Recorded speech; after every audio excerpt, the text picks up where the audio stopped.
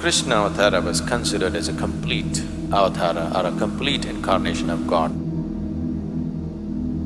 The consciousness that we refer to as Krishna, if we have to be touched by this, we need Leela. Leela does not mean just dancing with somebody. You're willing to dance with death, you're willing to dance with life.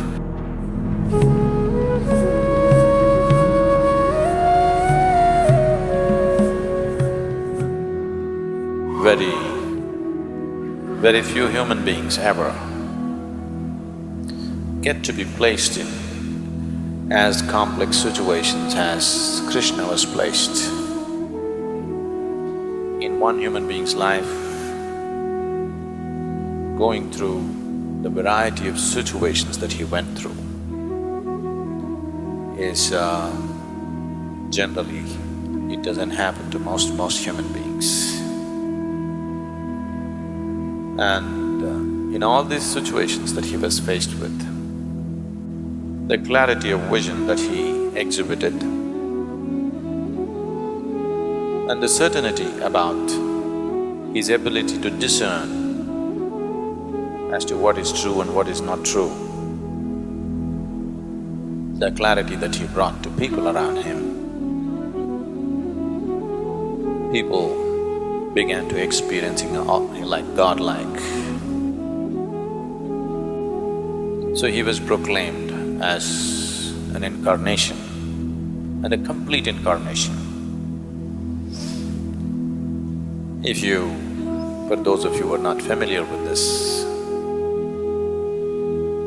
they talk about 9 incarnations. I want you to understand this is what I'm going to say now is much before Charles Darwin came. So the first incarnation was Matsyavatara, that means God appeared in the form of a fish. And you know, Charles Darwin went about proving the first form of life on the planet were water life, fish. And the next incarnation is Kurmavatara, that means it's a turtle, it's an amphibious animal, half water, half land. Charles Darwin said this also. The third incarnation is Varahavatara, which is in the form of a pig, a gross mammal. And the fourth incarnation is Narasimhavatara, that is half man and half animal. The next one is Vamanavatara, a dwarf, human form but a dwarf. The next one is Parashurama, a full-grown man, but an extremely violent man, a great fighter. We will meet him shortly here also. Krishna meets him, so he's still alive. So Parashurama is a fighting man. He even lopped off the head of his own mother, a very violent man.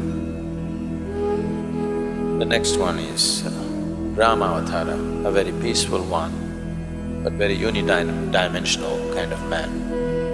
The next is Krishnavatara, a very multi-dimensional human being.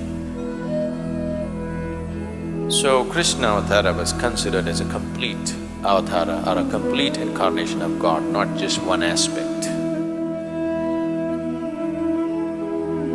As a tribute to the multi-dimensional nature of who he was. And though he himself never claimed it, even if he had not claimed it, people around him naturally identified him as divine. In this identification that people attach to him,